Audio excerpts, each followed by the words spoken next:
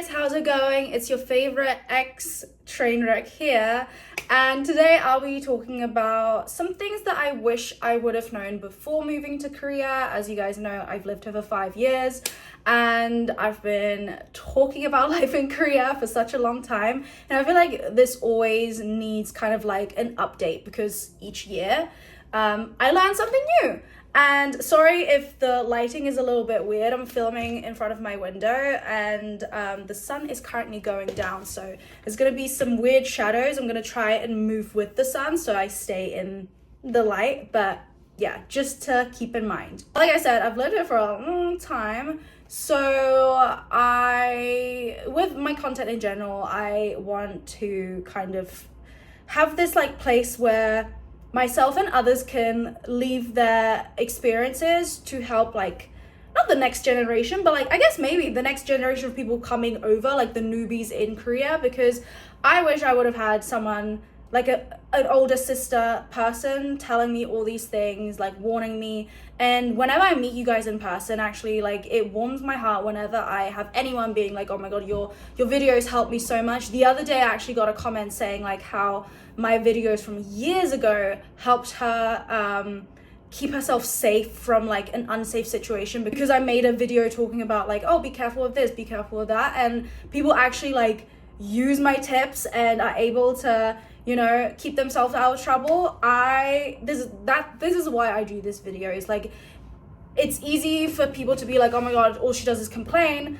It's not complaining, because at the end of the day, I'm always just like, I did this, don't do that. Like, this is the mistakes that I made, don't make the same mistakes as me. And yeah, maybe I'm just waffling on a bit. Let's get into the video. So number one thing that I wish I would have known before coming to Korea is how fickle friendships are here, and also how certain people will feel in competition with you. This is something that's very like almost like a foreign concept to me, like being in competition with your friends or like people around you. Like, I prefer to be in competition with myself and myself only. And if I see someone else doing well in life, if anything, like, that inspires me.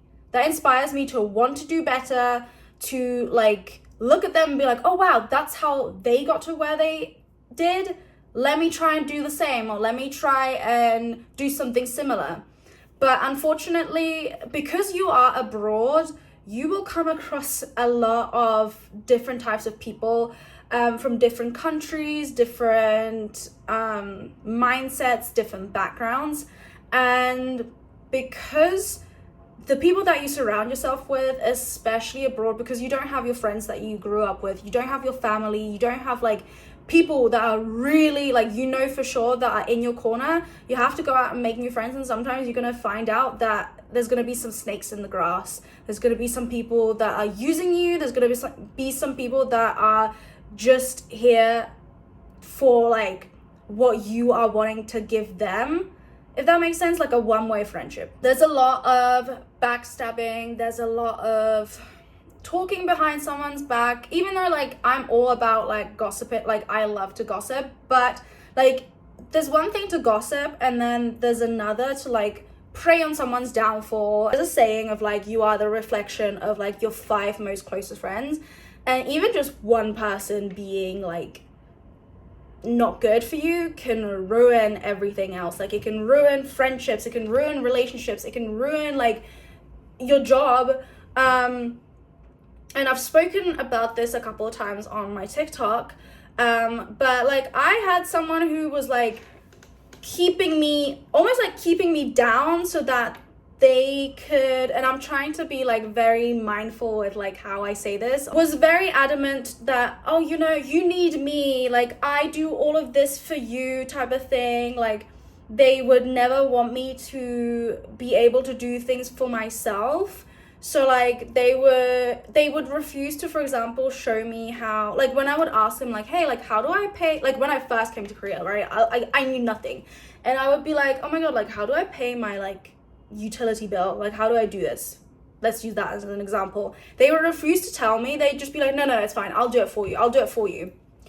And each time, like at the time, I'd be like, oh, like they're so kind, they're like so nice to like do this for me. But it got to a point where like I was realizing like they're not actually explaining anything to me. They're just like doing it for me, meaning that each month I would have to come back to them and be like, hey, like, hi. And that person didn't treat me very well either. And obviously now, hindsight 2020, I can understand why they did that, because obviously, like, you know, teacher, what's the wording? Like, you give someone fish and like they're fine, but you teach them to fish and they can feed themselves. They didn't want me to be able to feed myself, basically. So yeah, be careful. Number 2 thing I wish I would have known is women's safety. And I've spoken about this again, like a lot on my channel and on my TikTok, about how like there's like women's safety. When people hear like, oh my God, Korea is so safe, people's minds seem to almost like switch off and be like, okay, well, like that means I can walk around without a care in the world, which isn't true unless you're a man. But when I say, oh my God, like Korea is so safe, I take it with a grain of salt is what I will say, because Korea is a lot safer than a lot of other places like the UK that I've lived in. Like, I don't get catcalled, I can walk around at nighttime, but that doesn't mean that you should like have your headphones in, like not be aware of your, you know, surroundings, because at the end of the day, like, the world still is what it is. Like, I will hear stories on TikTok of these like girls meeting guys out, and the guy will be like, you should come to my house. Or actually recently, very, very recently, I was watching this street interview of this one girl, and she matched with this guy on Tinder, and she was saying how like she wasn't getting a lot of sleep because her accommodation was like near a busy street. And this guy, mind you, that she didn't know, never met in real life, told her like, oh, I work night shifts, so if you want, you can come to my house and sleep in my bed while I'm away. And she went to his house. Like, he gave her the door code, and she went and slept in his house. And it's like, what? Like, I know for a fact you wouldn't do this in your home country, so why would you do it anywhere else? Like, to me, that's just like, that's reiterated to me why, oh, and the sun is gone, okay. Anyway, this is reiterated to me why I need to keep making these types of videos, because I feel like, yes, I contribute to like this idea that Korea is safe, which it is, but safer doesn't mean it's still like, don't go to strangers' houses, don't sleep in strangers' beds. Yeah, please don't do that. You can leave your wallet on a table in a cafe and walk away and it will still be there. It's safe like for your possessions, but you know, something can still happen.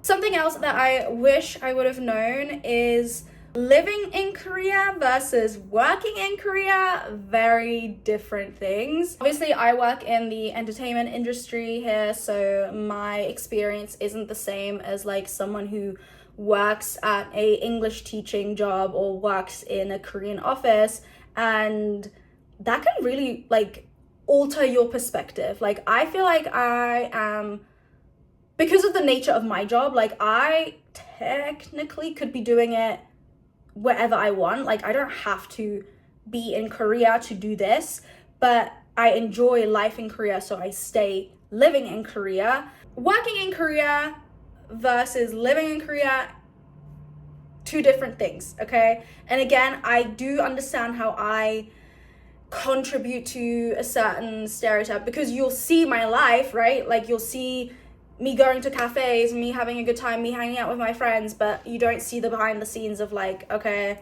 it's time to make money. So yeah, even like within the like entertainment modeling industry that I'm in, like you'll see things that are so insane where you'd be like, this would never fly back home. Working here as a foreigner, especially, like you have to have permission from your employer to leave your job. Like, that's insane. Like, that's insane. Take anything, like any type of content surrounding Korea with a grain of salt, because we as content creators are only showing you what like life in Korea is like. Even the people that like come to work with me in Korea, they don't show you like you know, all of the things that happen at their job. Like, they don't tell you how, like, Korea doesn't have anti-discrimination laws, so your boss can literally and legally be sexist to you. He can say racist things to you. Like, he can say the most outrageous thing. Okay, I'm getting angry because I'm, like, remembering stuff that's been said to me. Like, I literally had someone threaten my life. Be careful and be aware that these are the things currently. Actually, there's a current issue going on politically where, like, a lot of religious people are campaigning against the introduction of anti-discrimination laws, because certain people here want to be legally allowed to discriminate against other people, which is insane. Like, so crazy to me. And the last thing that I wish I would have known is, just because you're alone doesn't mean you're lonely. And this kind of ties in with the previous point that I mentioned, with like how people can make or break your time abroad. And, you know, just because you are alone and sad doesn't mean that you should just be hanging out with anyone that like offers out their hand to be your friend. Sometimes, if there's no decent prospects to be your friend, like there's no decent people around you, just be alone. Like, it's better to be alone than to be around the wrong type of people. And again, speaking from experience, like, I was running around with like people that looking back now, I'm just like, you are terrible people, like horrible people that I wouldn't want to associate with.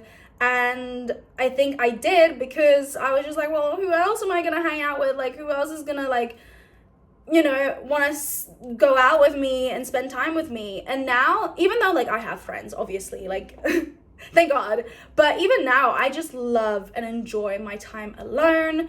I love going to cafes alone. Actually, I need to film a video where I just spend time alone, because there's a misconception where like you can't have a good time alone in Korea, like you have to have someone to go eat with and stuff like that. It's not true, and I do it all the time, and it's so much fun. I used to be so insecure about like eating by myself. Now it's my favorite thing to do. But yeah, so that's my 5-year update, because I think I've done one of these before, one of these videos where I'm like, things I wish I would have known. This is my like 5th year in Korea update on things I wish I would have known before moving to Korea. Thank you for watching, and I'll see you in the next one.